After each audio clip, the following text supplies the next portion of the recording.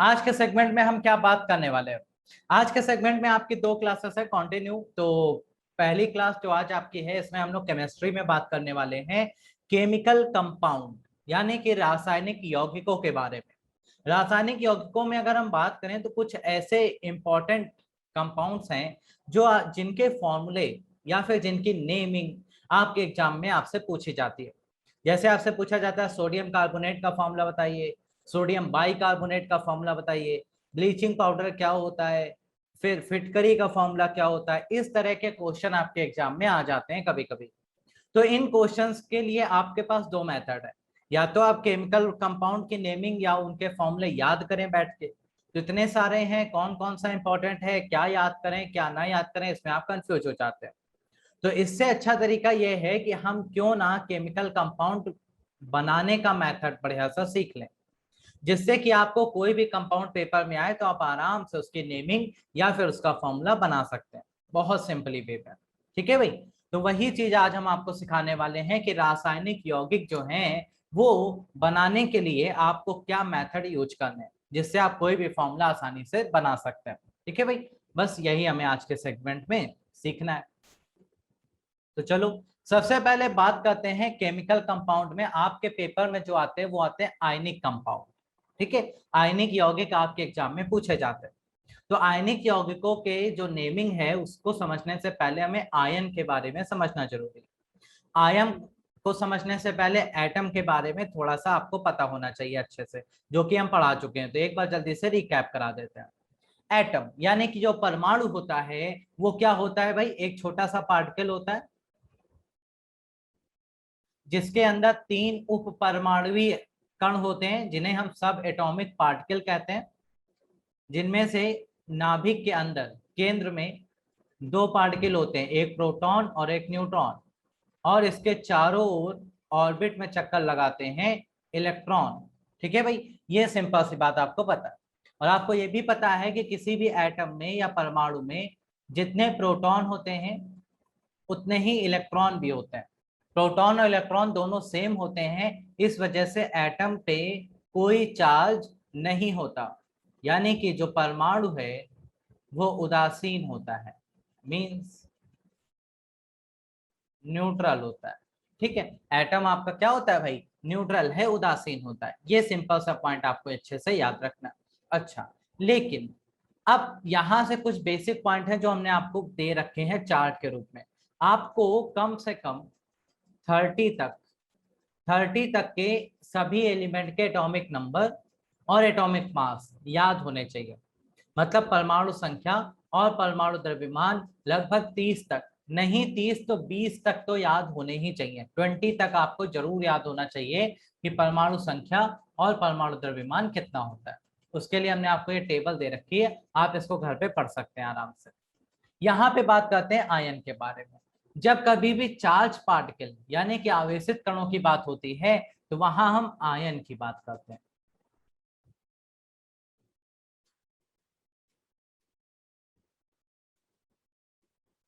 अच्छा sorry.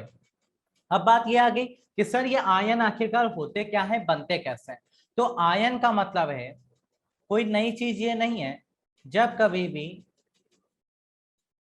Atom पर charge आ जाए यानी कि परमाणु पर आवेश आ जाए तो हम कहते हैं उसे आयन। ठीक है भाई, तो हम उसे क्या कहते हैं, आयन कहते हैं। अब आप खुद सोचो कि किसी एटम पे आवेश कब आ सकता है, या तो इलेक्ट्रॉन उससे बाहर जाएगा तो चार्ज आ सकता है, या तो इलेक्ट्रॉन उसमें अंदर आएगा तो चार्ज आ सकता है। तो दो तरह के चार्ज आते हैं। मान लो आपके पास कोई एटम है, मान लो सोडियम है आपके पास, सोडियम का एटम है। सोडियम का परमाणु क्रमांक कितना होता है, 11 नंबर पे आता है। अच्छा, 11 नंबर पे आता है, इसका कॉन्फ़िगरेशन करेंगे तो 281। तो सोडियम के पास कितने इलेक्ट्रॉन हैं, 11, और प्रोटॉन भी कितने हैं, 11।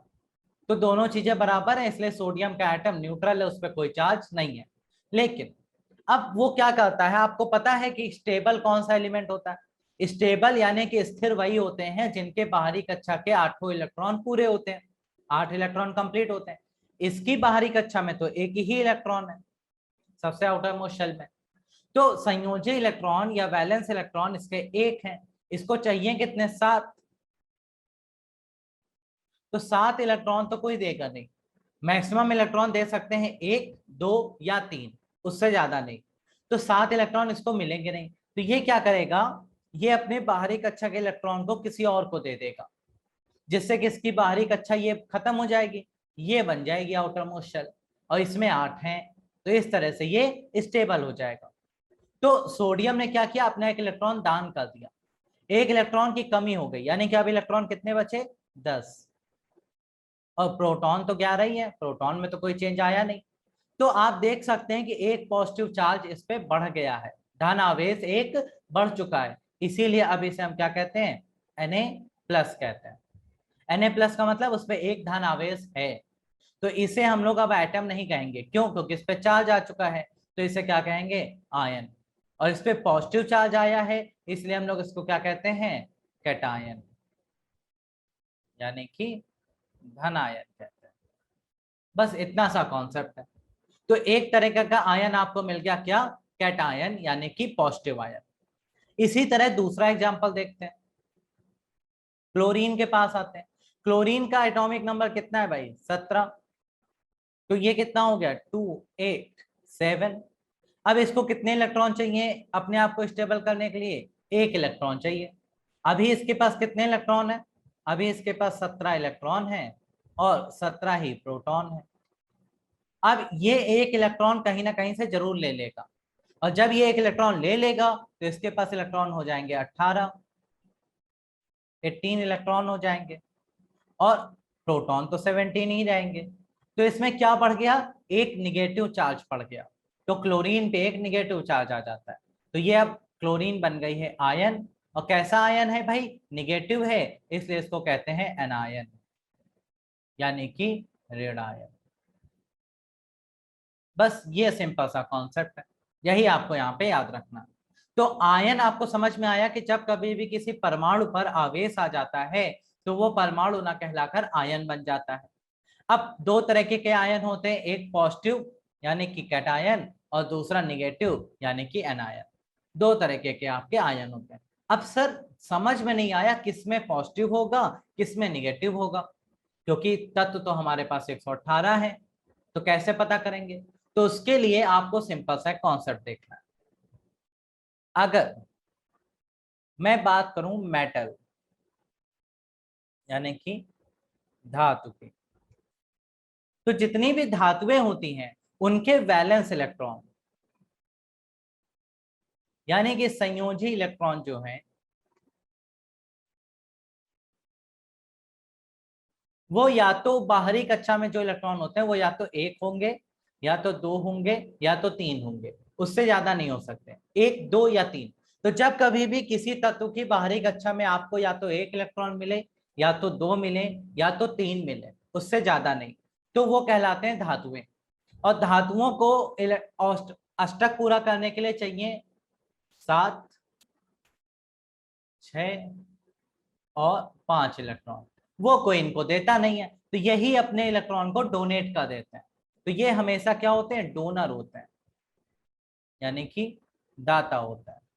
तो ये हमेशा इलेक्ट्रॉन का डोनेशन करेंगे, ठीक है, इलेक्ट्रॉन को डोनेट कर देंगे किसी दूसरे को। तो अगर इलेक्ट्रॉन की कमी होगी तो ये हमेशा कैसा आवेश बनाएंगे? पॉजिटिव, यानी कि धन आवेश। तो इन्हें कैसा आयन कहा जाएगा? हमेशा कैटायन कहा जाएगा, यानी कि धन आयन। तो बस आप समझ गए कि दुनिया में जितनी भी धातुएं हैं वो हमेशा कैटायन बनाती हैं। बस सिंपल सी बात है, पॉजिटिव चार्ज उन्हीं पे आ पाता है। लेकिन वहीं दूसरी तरफ बात करें नॉन मेटल की, नॉन मेटल यानी कि अधातु की, तो भाई अधातुएं जो होती हैं उनमें वैलेंस इलेक्ट्रॉन जो होते हैं, यानी कि आउटर मोस्ट शेल में जो इलेक्ट्रॉन होते हैं वो या तो होंगे 5, या तो 6, या तो 7, ना इससे कम ना इससे ज्यादा। अच्छा, तो इनको कहीं चाहिए कितने? 3, इसको चाहिए 2, और इसको चाहिए 1, ऑक्टेट पूरा करने के लिए, अष्टक पूरा करने के लिए, तो वो इनको मिल जाते हैं। मिल जाते हैं तो ये हमेशा इलेक्ट्रॉन को एक्सेप्ट करते हैं, ये एक्सेप्टर होते हैं यानी कि ग्राही होते हैं। तो इनमें इलेक्ट्रॉन हमेशा बाहर से आता है, इसलिए इन पे हमेशा निगेटिव चार्ज आ जाता है। और निगेटिव चार्ज आता है तो ये क्या बनाते हैं भाई, एनायन बनाते हैं, यानी कि ऋण आयन फॉर्म करते हैं। बस दो तरह से आप समझ गए, पॉजिटिव और नेगेटिव। अच्छा, अब ये जो इलेक्ट्रॉन डोनेट करेगा ये लेगा कौन, अधातुएं लेंगी, ठीक है, क्योंकि धातुएं इलेक्ट्रॉन डोनेट करती हैं, अधातुएं इलेक्ट्रॉन एक्सेप्ट करती हैं। तो अधातु धातु के पास जाती है, कहती है तुम इलेक्ट्रॉन का डोनेशन करते हो, हम एक्सेप्ट करते हैं, तो क्यों ना तुम हमें ही दे दो। तो दोनों आपस में इलेक्ट्रॉन की शेयरिंग करके यौगिक बना लेते हैं, उन्हें क्या कहा जाता है, आयनिक यौगिक कहा जाता है। तो आपको यहीं पर यह पढ़ना है, आयनिक कंपाउंड, यही आपके पेपर में पूछे जाते हैं, आयनिक यौगिक।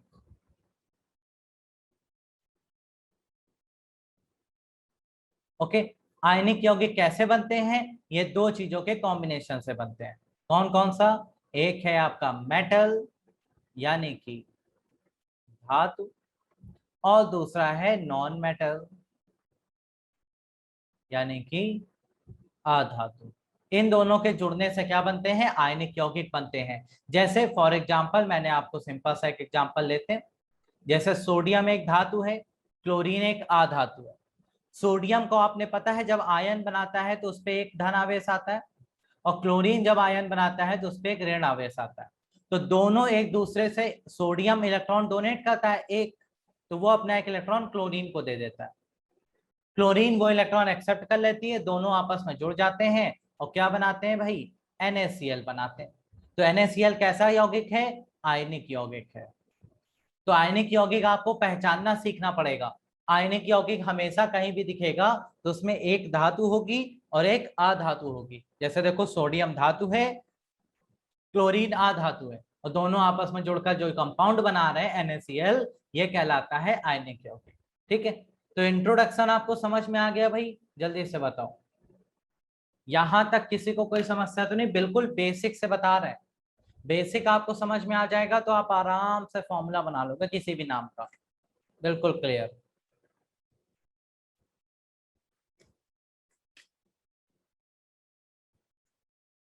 एक बार चलो फिर से हम जल्दी से रिकैप कर देते हैं आपको। करना क्या है, आपको कुछ नहीं, आपको सिर्फ ये याद रखना है जो एटम होता है वो उदासीन होता है, उस पर कोई चार्ज नहीं होता। लेकिन जब एटम पे कोई आवेश आ जाता है, किसकी वजह से आवेश आता है, या तो इलेक्ट्रॉन एटम से बाहर जाएगा, या तो उसमें बाहर से कहीं इलेक्ट्रॉन आ जाएगा, तो उसमें इलेक्ट्रॉन की संख्या कम या ज्यादा हो जाती है, जिसके आधार पे दो प्रकार का आवेश उस पर आ जाता है, एक पॉजिटिव एक नेगेटिव।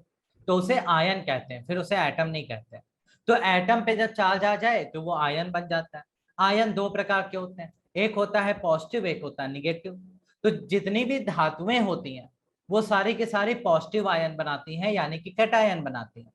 लेकिन जितनी भी अधातुएं हैं वो सारी की सारी एनायन बनाती हैं, यानी कि ऋण आयन बनाती हैं। ऐसा क्यों होता है, क्योंकि धातुओं की बाहरी कक्षा में सिर्फ इलेक्ट्रॉन होते हैं एक, दो या तीन, इससे ज्यादा नहीं हो सकते। तो वो अपना अष्टक पूरा करने के लिए इलेक्ट्रॉन को डोनेट करते हैं, जिसकी वजह से उन पे पॉजिटिव चार्ज आ जाता है और वो कैटायन बनाते हैं। लेकिन अधातुएं क्या करती हैं, वो उनके बाहरी कक्षा में होते हैं या तो 5 या तो 6 या तो 7। तो वो अष्टक पूरा करने के लिए उनको कितने चाहिए, 3, 2 या 1 इलेक्ट्रॉन। तो ये इलेक्ट्रॉन को एक्सेप्ट कर लेते हैं। तो एक्सेप्ट कर लेते हैं तो इलेक्ट्रॉन ज्यादा हो जाता है, जिसकी वजह से उसका निगेटिव चार्ज आ जाता है, तो वो एनायन बनाते हैं। अब यौगिकों की अगर बात करें, जब धातुएं अपना इलेक्ट्रॉन डोनेट करेंगी तो उसे लेगा कौन, देखो दान आप जब करते हो तो कोई लेने वाला भी तो होना चाहिए। तो धातुएं जब अपना डोनेशन करती हैं तो लेने पहुंच जाती हैं अधातुएं, तो इन दोनों के बीच एक बॉन्डिंग बन जाती है, वहीं से इनका जो यौगिक बनता है उसे आयनिक यौगिक कहा जाता है। तो आयनिक यौगिक का मतलब जिसमें एक धातु और एक अधातु जुड़ रहे हो, धातुएं इलेक्ट्रॉन का डोनेशन करती हैं, अधातुएं इलेक्ट्रॉन को एक्सेप्ट कर लेती हैं, यहीं से आयनिक यौगिक बनता है। बस इतना सा आपको बेसिक समझना था। इसके बाद आयनिक यौगिकों की नेमिंग कैसे करी जाती है वो सीखते हैं भाई। तो आपको कुछ रूल मैं बता रहा हूं, ध्यान से सुनना।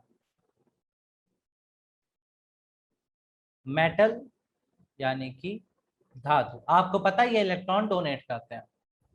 नॉन मेटल यानी कि अधातु, ये इलेक्ट्रॉन को एक्सेप्ट करते हैं।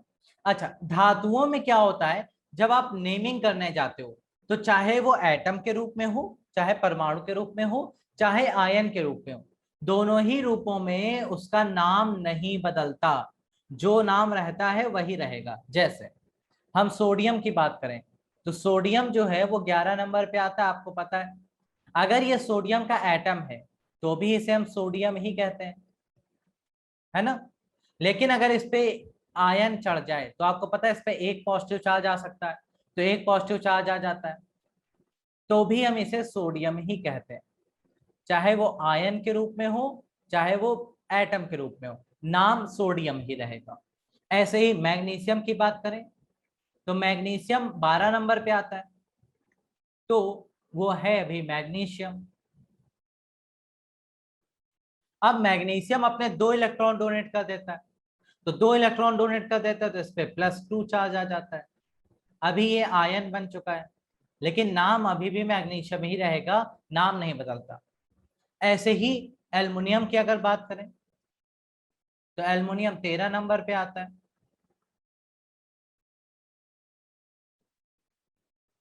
और भाई एल्युमिनियम में आप जब डोनेशन देखते हैं तो ये 3 इलेक्ट्रॉन डोनेट करता है, इसकी वजह से इस पर 3 पॉजिटिव चार्ज आ जाता है, नाम अभी एल्युमिनियम ही रहेगा, कोई दिक्कत नहीं। लेकिन जब हम अधातु की बात करते हैं तो वहां थोड़ा सा चेंज होता है। जैसे हम क्लोरीन की बात करें तो क्लोरीन जब 17 नंबर पे एटम के रूप में रहती है तो उसका नाम क्लोरीन है।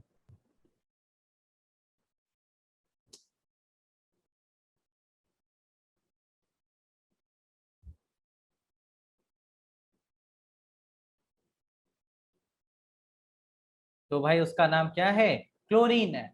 लेकिन जब ये निगेटिव चार्ज कहीं से ले लेता है और आयन बन जाता है तो इसका नाम क्लोरीन नहीं रह के अब क्या हो जाता है, क्लोराइड हो जाता है। ठीक है, तो अधातुओं में नाम बदल जाता है, धातुओं में नाम नहीं बदलता, बस इतना सा कॉन्सेप्ट है। ऐसे ही ऑक्सीजन की बात करें तो ऑक्सीजन आपका कितने नंबर पे आता है भाई, 8 नंबर पे आता है, तो अभी इसको एटम के रूप में है तो ऑक्सीजन कहते हैं। लेकिन जब इस पे निगेटिव चार्ज आ जाता है 2- का, क्योंकि ये 2 इलेक्ट्रॉन एक्सेप्ट करता है, तो इसे हम लोग ऑक्साइड कहते हैं, आयन के फॉर्म में है तो ऑक्साइड। ऐसे ही नाइट्रोजन की बात करें तो नाइट्रोजन आपका कितने पे आता है, 7 नंबर पे, तो अभी इसे नाइट्रोजन कहेंगे।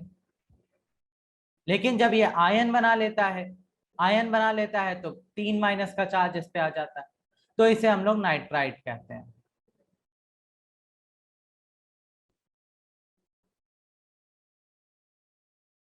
नाइट्राइड, याद रखिएगा नाइट्राइड कहते हैं, ठीक है।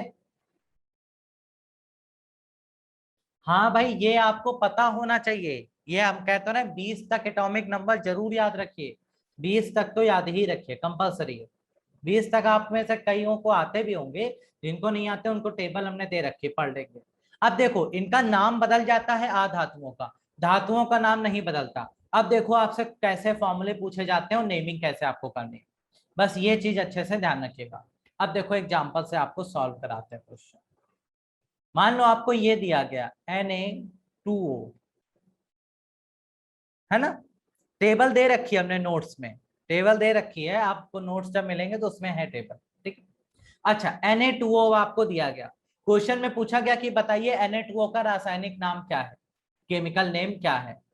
तो अब Na2O का रासायनिक नाम आपको याद या तो करो या तो बना लो तुरंत।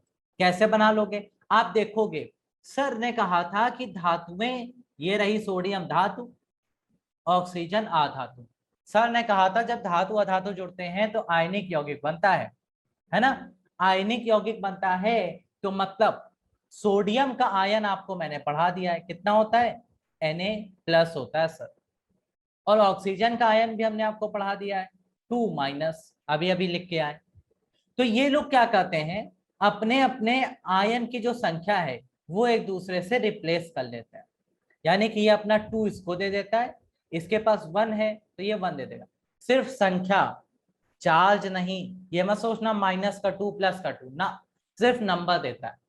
तो नंबर आपस में जब एक्सचेंज हो जाते हैं तो सोडियम हो गया 2, ऑक्सीजन हो गई 1। अरे ये तो यही फॉर्मूला बन गया। तो अब इसकी नेमिंग कैसे करेंगे सर? आपको हमने कहा था कि धातु का नाम नहीं बदलता है, सोडियम है तो सोडियम ही रहेगा, लेकिन आधातु का नाम बदल जाता है। ये O2- है, अभी अभी बता के आए, जहां O2- दिखे उसका नाम क्या होता है? ऑक्साइड। तो ये क्या है भाई? Sodium oxide. लो, हो गया नाम, खत्म। समझ में आया भाई? बताओ, समझ में आया कि ऊपर से गया?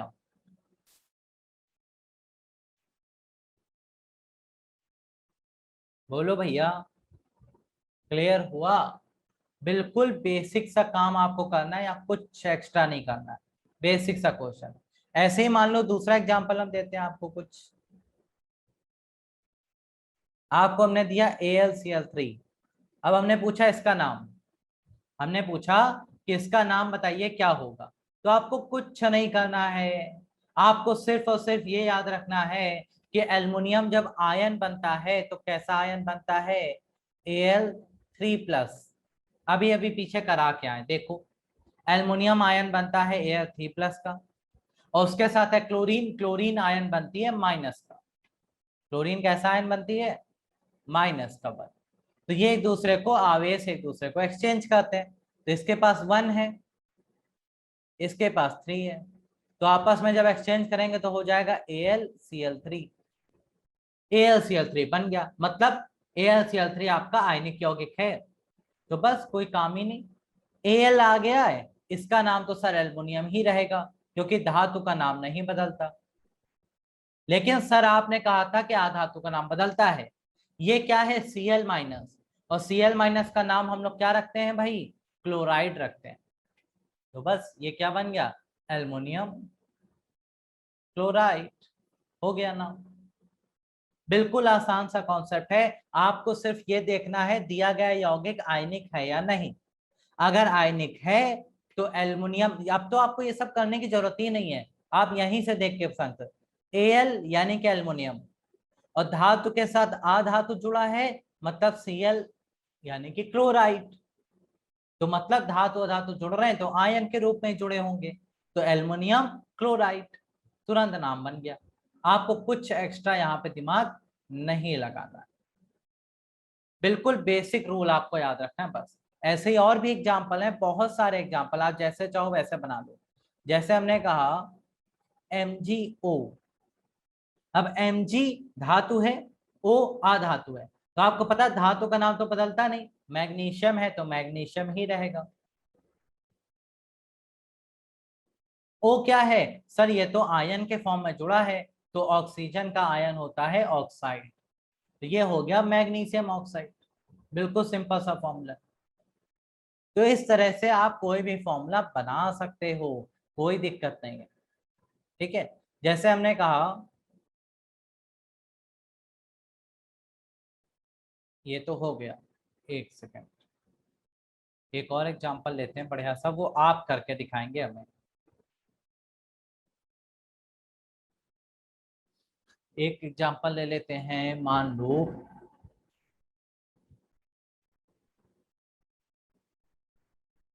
चलो भाई इसका नाम बताओ क्या होगा, ट्राई करो। इसका नाम आप क्या रखेंगे?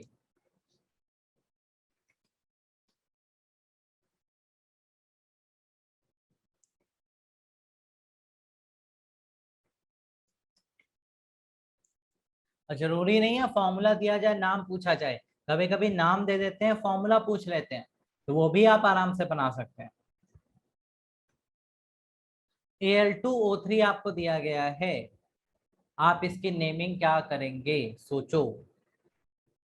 भाई Al2O3 दिया गया, सर हमें तो आता ही नहीं, हमें ये तो आता है कि ये धातु है और ये अधातु है, ये तो पहचान लोगे कि ऑक्सीजन अधातु होती है, एल्युमिनियम धातु होती है। तो बस धातु अधातु मिल रहे हैं तो बस आयन बनेगा। सर आयन में आपने पढ़ाया था कि एल्युमिनियम का आयन होता है Al3+, ऑक्सीजन का आयन होता है O2-। जब ये दोनों एक दूसरे को अपने अपने नंबर देंगे, ये 2 देगा, ये 3 देगा, तो क्या बन जाएगा, Al2O3 बन जाएगा। बन गया Al2O3। मतलब हाँ सर आपकी बात सही थी। Al3+ को क्या कहते हैं सर, ये धातु है, इसका नाम नहीं बदलता, तो इसका नाम होगा एल्युमिनियम। लेकिन सर ये अधातु का ऑक्साइड बन जाएगा, तो ये नाम है एल्युमिनियम ऑक्साइड। लो भाई, तुरंत सॉल्व हो गया। आपको कुछ एक्स्ट्रा दिमाग यहाँ पे नहीं लगाना था, बस इतना सा पॉइंट है। ओके, तो एक आपको दें भाई, कर पाओगे? कहाँ दिक्कत आ रही है, अगर नहीं कर पा रहे बताओ भाई। अगर दिक्कत आ रही है तो कहाँ दिक्कत आ रही है बताओ, क्या चीज नहीं समझ में आ रही इसमें?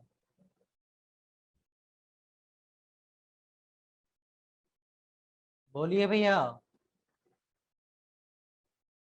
क्या चीज नहीं समझ में आ रही है? जैसे हमने आपको फॉर्मूला दिया ALN, अब हमने पूछा कि इसका नाम बताइए क्या होगा, तो आप देख के बता सकते हो भाई। Al यानी कि एल्युमिनियम, और यहाँ N क्या है, नाइट्रोजन का आयन है। और नाइट्रोजन के आयन को हम लोग किस नाम से बुलाते हैं भाई? पीछे लिस्ट में आपको दे रखा है कि इसे बोलते हैं नाइट्राइड। तो अब हम इसका नाम क्या कर देंगे, एल्युमिनियम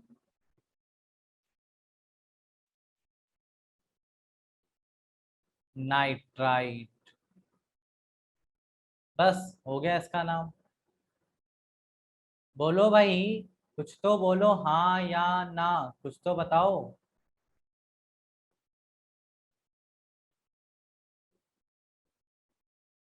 कुछ बताएंगे आप लोग कि यस, नो, कि नहीं समझ में आया?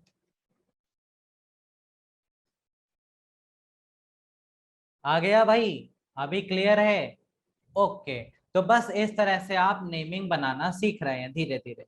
ये तो बेसिक लेवल की हमने दी है, एकदम आसान वाली। अब थोड़ा सा कुछ और इम्पोर्टेंट यौगिक हैं जिनकी नेमिंग आपको अच्छे से याद रखनी। जैसे अब हम बात करते हैं कुछ और नामों के बारे में।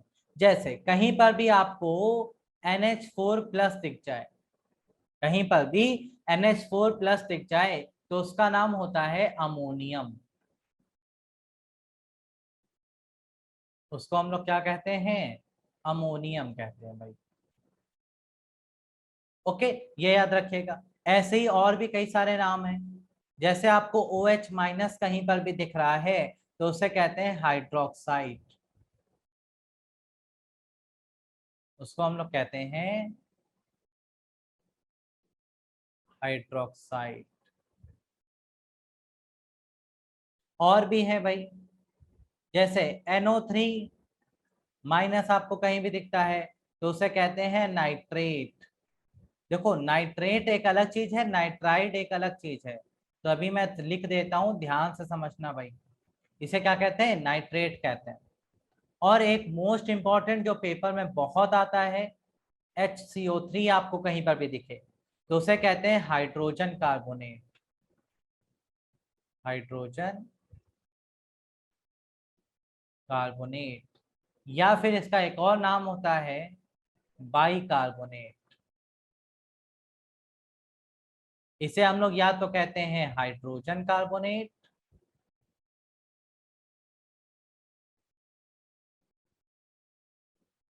या फिर कहते हैं बाई कार्बोनेट। ओके, ये दो नाम आपको अच्छे से यहाँ पे याद रखने हैं। इसके बाद सल्फर का एक और आता है, सल्फर के नाम भी आपको अच्छे से याद रखने हैं। सल्फर के क्वेश्चन पूछे जाते हैं भाई। SO3- है, तो उसका नाम क्या होगा? SO4 है, तो उसका नाम क्या होगा? PO4 है, तो उसका नाम क्या होगा? और सिर्फ अकेला S है, तो उसका नाम क्या होगा? तो SO3 है, तो उसे कहते हैं सल्फाइड।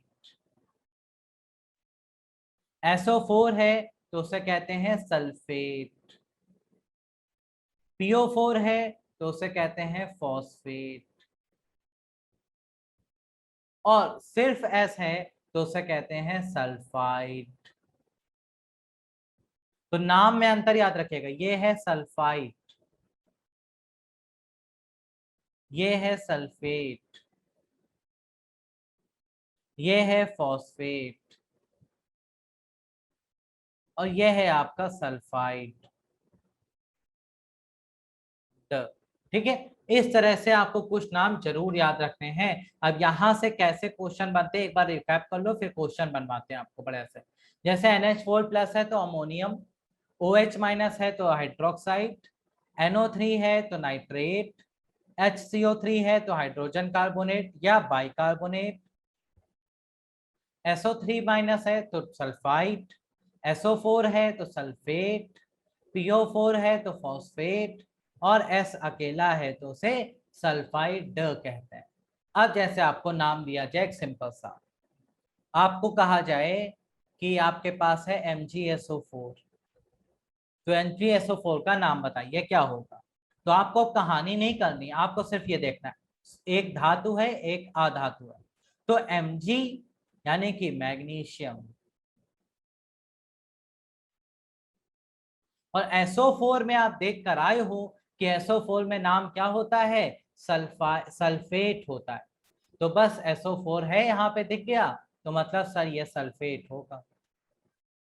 तो ये बन गया क्या, मैग्नीशियम सल्फेट।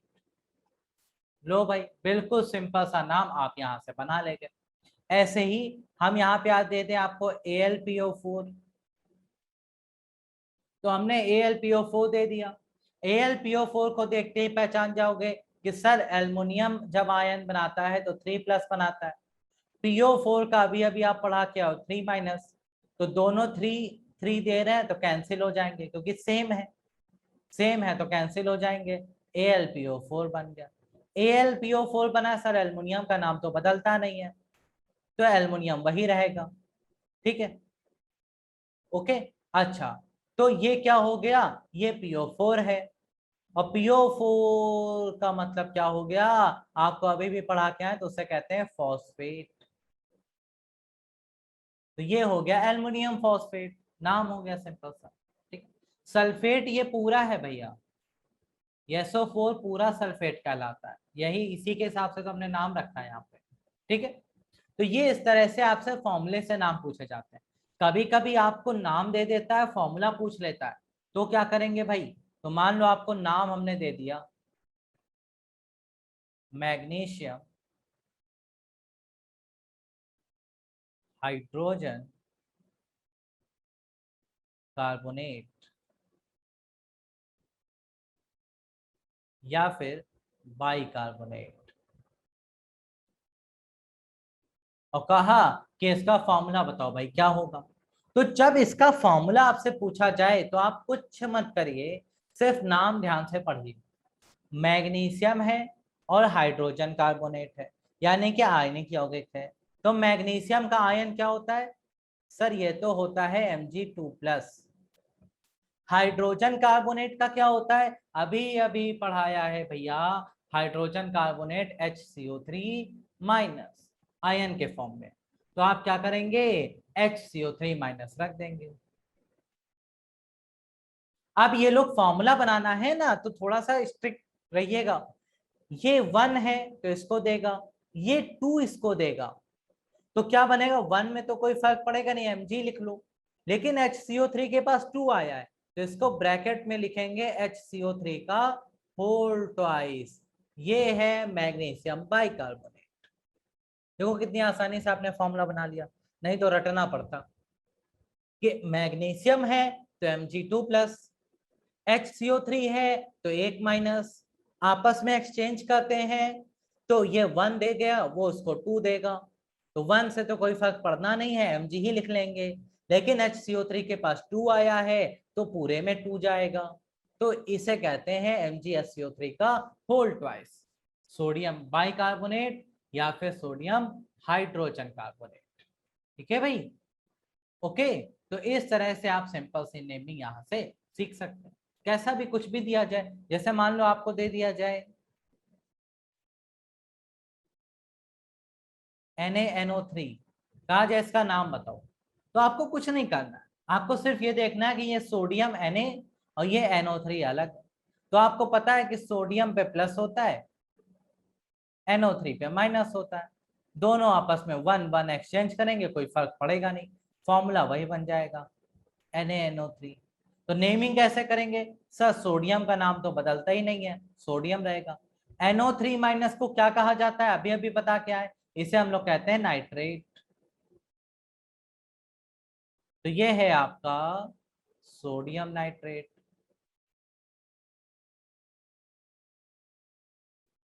इसको हम लोग एक और नाम से जानते हैं, क्या नाम है इसका भाई, चिली सॉल्ट पीटर। इसे हम लोग चिली सॉल्ट पीटर के नाम से भी जानते हैं। तो आपके पेपर में क्वेश्चन कभी कभी यही आ जाता है कि चिली सॉल्ट पीटर बताइए क्या होता है, तो सोडियम नाइट्रेट होता है सर। बस सिंपल सी बात है भाई, आप कोई भी केमिकल फॉर्मूला आसानी से बना लेंगे, बशर्ते आपको थोड़ा सा कंसंट्रेशन वहां पे रखना है, थोड़ा सा कंसंट्रेशन रख लोगे आराम से बना लोगे। जैसे मान लो एक और हम आपको दे कि आपके टूथ में कौन सा यौगिक पाया जाता है, आपके जो दांत होते हैं उसमें कौन सा यौगिक पाया जाता है, या आपकी बोन्स में, आपकी हड्डियों में कौन सा यौगिक पाया जाता है, तो आंसर क्या है भाई, आंसर है कैल्शियम फॉस्फेट। कैल्शियम फॉस्फेट ये पाया जाता है आपके दांतों में और आपके हड्डियों में, कैल्शियम फॉस्फेट। अच्छा भाई, अब कैल्शियम फॉस्फेट अगर पाया जा रहा है तो सर आपसे मान लो फॉर्मूला पूछ दिया कि बताओ फॉर्मूला क्या है कैल्शियम फॉस्फेट का, तो सर हमें तो आता ही नहीं, कुछ नहीं करना है। कैल्शियम हमने कहा ना 20 तक अच्छे से याद कर लो, तो कैल्शियम का होता है 2+, फॉस्फेट अभी अभी पढ़ के आयो PO4 3-, तो जब आपस में एक्सचेंज करेंगे तो ये इसको 3 देगा, ये इसको 2 देगा, तो क्या बन जाएगा, ये बन जाएगा Ca3PO4 का होल ट्वाइस, ये है कैल्शियम फॉस्फेट। ये आपका क्या है, कैल्शियम फॉस्फेट है। देखो कितना आसानी से आपको यहाँ पे क्लियर हो गया। बोलो भाई यहां तक किसी को कोई समस्या है तो बताओ।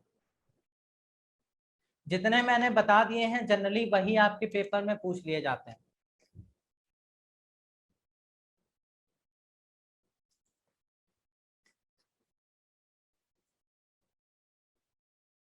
बोलो भाई, कोई समस्या किसी को। नाम बनाना अगर आप सीख जाओगे तो आपको पेपर में दिक्कत नहीं होगी, आप गलत ऑप्शन नहीं चूज करोगे। बाकी हमने लिस्ट आपको पूरी दे रखी है, जो इम्पोर्टेंट है, जो आपके एग्जाम में पूछे जाते हैं उनकी पूरी लिस्ट दे रखी है, वही आपके एग्जाम में आएंगे, बस उन्हें पढ़ लेना अच्छे से। ओके।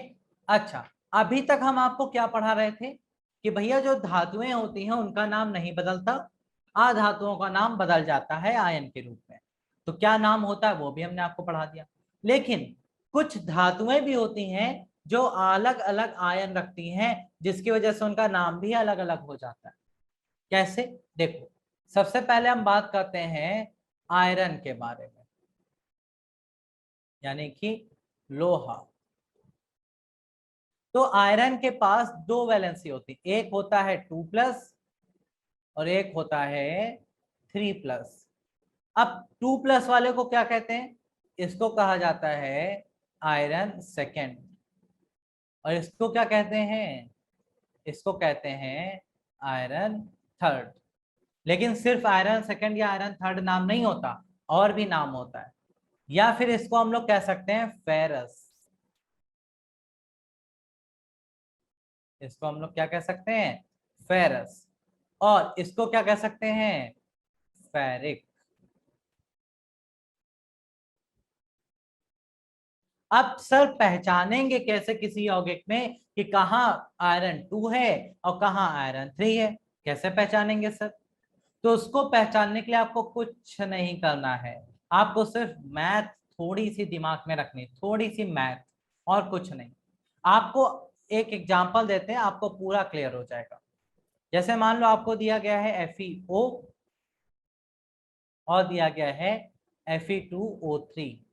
अब आपसे कहा गया कि पहचानो कि कहाँ पे आयरन 2 है, कहाँ पे आयरन 3 है, या फिर इसका नेम बताओ क्या होगा। तो आपको कुछ नहीं करना, आपको सिर्फ एक चीज ध्यान रखनी है कि सर हमें आयरन के बारे में यहाँ नहीं पता है। नहीं पता है कोई बात नहीं, आयरन को छोड़ दो। लेकिन ऑक्सीजन के बारे में तो पता है कि ऑक्सीजन 2- रखता है। हाँ सर ये तो पता है, तो ऑक्सीजन 2- रखता है। तो अगर ये 2- रखता है तो इसने 2 इसको दिया होगा। लेकिन सर यहाँ तो 2 लिखा ही नहीं है। इसका मतलब क्या है, दिमाग की बत्ती जलाओ। इसका मतलब है आयरन ने भी इसको 2 दिया है, तभी तो ये दोनों एक दूसरे से कैंसिल हो गए हैं। इसका मतलब आयरन की यहाँ वैलेंसी 2 है। बिल्कुल सिंपल सी बात है, तभी तो दोनों कैंसिल हुए हैं और FeO फॉर्मूला बना है। हाँ सर अब समझ में आ गया, इसलिए इसका नाम क्या है, इसका नाम है आयरन 2 ऑक्साइड या फिर फेरस ऑक्साइड।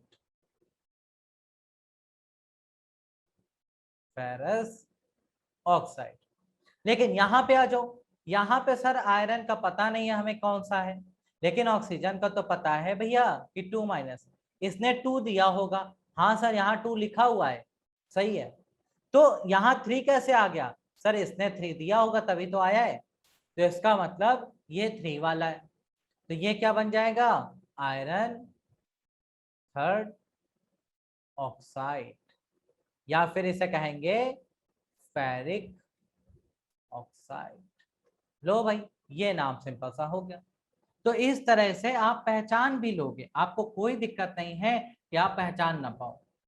ये थोड़ा सा लेवल इसका हाई है, आपके पेपर में आने के चांसेस कम है, लेकिन आसान वाले आपके पेपर में आ सकते हैं। FeO बताओ, Fe2O3 बताओ, तो ये सब पूछा जा सकता है एग्जाम। तो आपको याद होने चाहिए कि कहाँ आयरन 2 लगेगा, कहाँ 3 लगेगा। उसके लिए आप थोड़ा सा दिमाग लगाएंगे, बस अपने आप सॉल्व कर देंगे। ठीक है भाई, आपको कुछ एक्स्ट्रा दिमाग यहाँ पे नहीं लगाना। जैसे और एग्जाम्पल आपको देते हैं बढ़िया सा।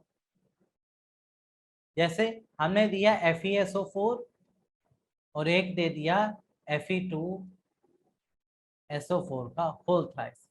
अब आप देख के ही पहचान जाओगे, यहाँ 3 है, इसका मतलब आयरन यहाँ पे 3rd यूज हुआ है, और यहाँ कुछ नहीं है, इसका मतलब आयरन 2nd यूज हुआ है। और नहीं पहचान पा रहे तो करके देख लो जल्दी से। सर आयरन का नहीं पता, अरे भैया SO4 का तो पता है 2- होता है। सर यहाँ भी आयरन का नहीं पता, भैया SO4 का तो पता है कि 2- होता है। ये अपना 2 इसको देगा, ये भी अपना 2 इसको देगा। सर यहाँ तो 2 लिखा ही नहीं है, मतलब आयरन ने भी 2 दिया है, मतलब आयरन यहाँ 2 वाला है। तो इसे क्या कहेंगे, फेरस सल्फेट। लेकिन यहाँ पे सर 2 है, तो मतलब आयरन ने कुछ दिया है क्या, 3 कैसे आ गया, सर आयरन ने 3 दिया तभी तो आया। तो ये क्या कहलाएगा, फेरिक सल्फेट। लो भाई हो गया नाम। इस तरह से आप आयरन के साथ 2 अलग अलग नाम चलते हैं, जो आपको यहां से समझ में आ गए बिल्कुल आसानी से। ये सिर्फ आयरन के ही साथ नहीं होता, ये कॉपर के साथ भी होता है। किसके साथ होता है भाई, कॉपर के साथ।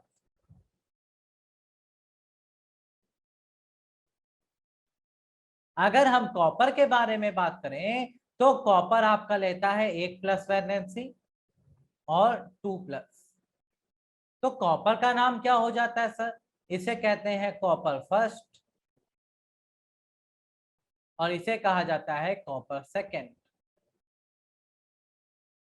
अच्छा, कॉपर फर्स्ट को हम लोग किस नाम से जानते हैं, क्यूप्रस।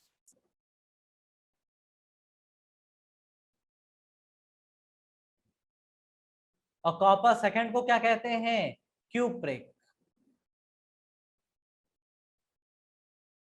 तो सर अब कैसे पहचानेंगे कहाँ क्यूप्रस कहाँ क्यूप्रिक। तो सर पहचानने का तरीका बहुत आसान है, वही मेथड लगाएंगे जो हम आयरन में लगाते चले आ रहे थे, वही मेथड लगा देंगे यहाँ पे। जैसे मान लो कहीं पे लिखा है Cu2O और यहाँ पे लिखा CuO। अब सर कैसे पहचानेंगे, तो कॉपर के बारे में सर हमें नहीं पता, ऑक्सीजन के बारे में तो पता है, 2 इसने दिया है। हाँ सर 2 लिखा है, लेकिन इसने क्या दिया है जो इसमें कोई चेंज नहीं आया, सर इसने 1 दिया होगा तभी इसमें कोई चेंज नहीं आया, मतलब यहाँ कॉपर फर्स्ट यूज हुआ है। तो इसे क्या कहेंगे, क्यूप्रस ऑक्साइड। हाँ सर ये सही है। यहाँ पे आ जाओ सर, कॉपर का तो पता नहीं, ऑक्सीजन को तो पता है। ऑक्सीजन ने 2 दिया, सर यहाँ 2 लिखा नहीं है, मतलब इसने भी 2 दिया है, तभी तो नहीं लिखा है, कैंसिल हो गए। तो इसे क्या कहेंगे, क्यूप्रिक ऑक्साइड। लो भाई, क्यूप्रस क्यूप्रिक दोनों बन गए। बोलो समझ में आया। दो ही ऐसी धातुएं आपको पढ़नी है आपके लेवल पे, बस इतना ही इंपॉर्टेंट है, जो अलग अलग नाम भी रखती हैं। तो उसमें आपका आता है आयरन जो कि फेरस और फेरिक, और कॉपर क्यूप्रस और क्यूप्रिक। बस इस तरह से आपको नाम याद रखने। बोलो भाई, क्लियर हुआ कि नहीं हुआ। अगर क्लियर है तो ये वाला करके दिखाओ जल्दी से।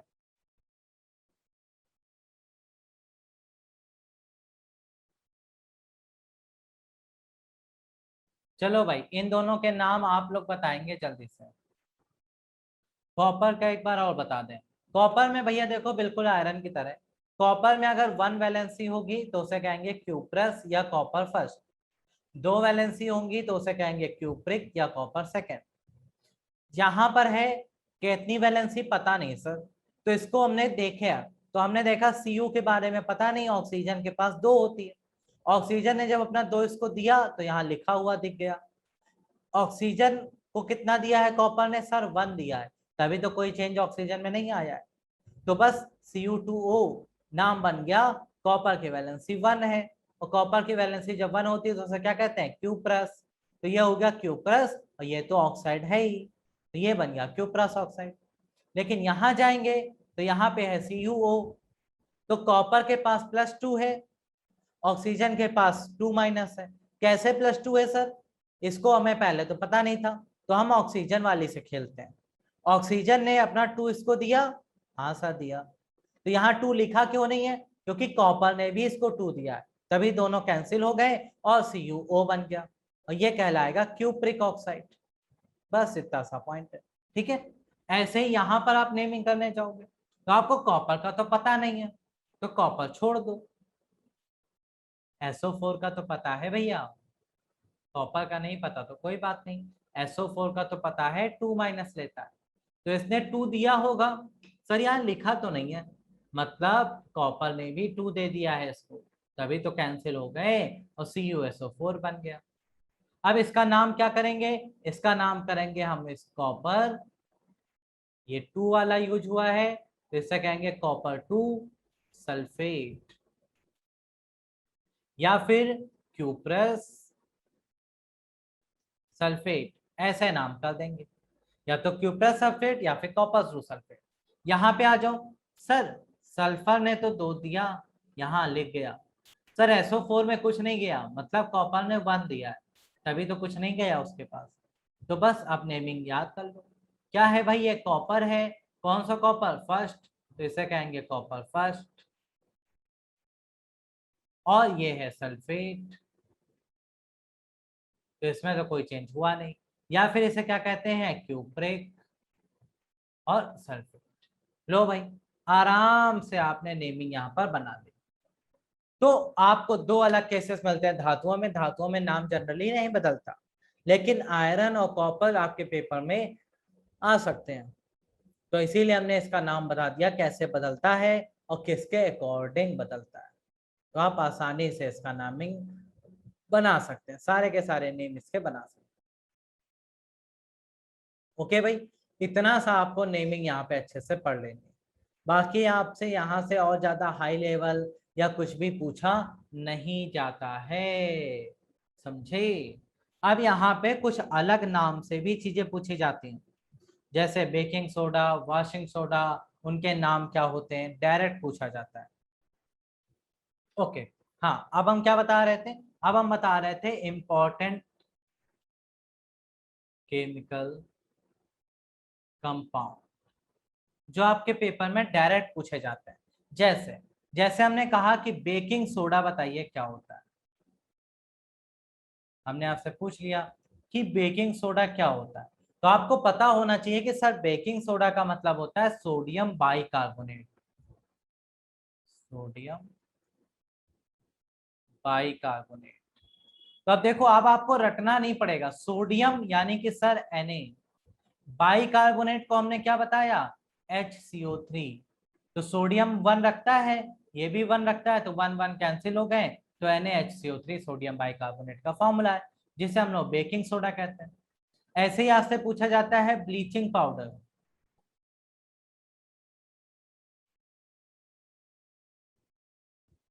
कहते हैं ब्लीचिंग पाउडर का फॉर्मूला बताइए, तो ये होता है आपका CaOCl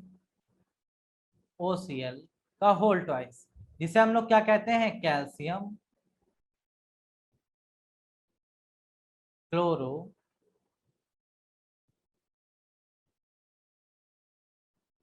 हाइपो क्लोराइड। इसे हिंदी में हम लोग कहते हैं कैल्शियम क्लोरो हाइपो क्लोराइड। ठीक है, तो ये कुछ ऐसे फॉर्मूले हैं जो आपसे पूछे, जैसे बोरैक्स का पूछ लिया जाता है, बोरैक्स का फॉर्मूला बताइए क्या होता है। तो बोरैक्स का फॉर्मूला होता है Na2B4O7 डॉट 10H2O। तो बोरैक्स आपका होता है सोडियम टेट्रा बोरेट। तो सोडियम टेट्राबोरेट या बोरैक्स इसको कहा जाता है। ठीक है, और भी कई सारे फॉर्मूले हैं जो आपको यहाँ पर अच्छे से याद रखने होते हैं, जैसे कि हम आपको बताएं इंपॉर्टेंट फॉर्मूले। चलो भाई यहीं पे लिख लेते हैं, बाकी हम आपको लिस्ट दे देंगे। जैसे कहते हैं कास्टिक सोडा,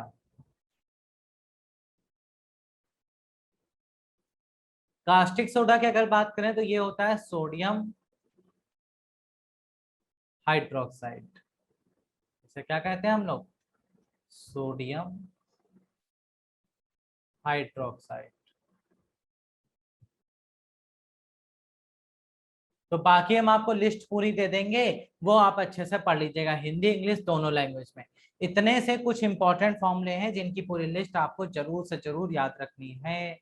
ओके भाई, इतना काम आप घर पे करेंगे, बाकी आपको कोई भी समस्या हो तो आप डिस्कस कर सकते हैं। ओके, तो चलो भाई 15 मिनट का लेते हैं रेस्ट, और 15 मिनट के रेस्ट के बाद मिलते हैं नेक्स्ट क्लास में, जिसमें फिजिक्स में आपको पढ़ाएंगे हम ग्रेविटेशन यानी कि गुरुत्वाकर्षण के बारे में। तो इतना पार्ट आप पढ़ लीजिएगा, बाकी ग्रेविटेशन पढ़ा के आपको आज कंप्लीट कर देंगे साइंस पूरा। फिर हम आपको रेगुलर नोट्स प्रोवाइड कराते रहेंगे जो आपको ऐप पर मिलते रहेंगे। तो वो रेगुलर जो क्वेश्चंस हैं उन क्वेश्चंस को जरूर सॉल्व करते रहिएगा, सॉल्यूशन भी उसमें आपको साथ में मिलेंगे। तो आप पूरे प्रैक्टिस कर लीजिएगा अच्छे से, और कहीं भी डाउट हो तो आप टीम से बोल सकते हैं, तो वो डाउट भी आपके क्लियर हो जाएंगे। डाउट सेक्शन आपको ऐप में मिलता है, उस डाउट सेक्शन में आप अपने डाउट शेयर कर सकते हैं। तो डाउट सेक्शन में आप अपने डाउट डालेंगे तो उसका सॉल्यूशन भी आपको वहां पे मिल जाएगा। ओके, तो चलिए भाई, thank you so much for watching this class. 15 minute बाद मिलते हैं, नेक्स्ट टॉपिक पढ़ते हैं ग्रेविटेशन यानी कि गुरुत्वाकर्षण। Thank you, bye bye.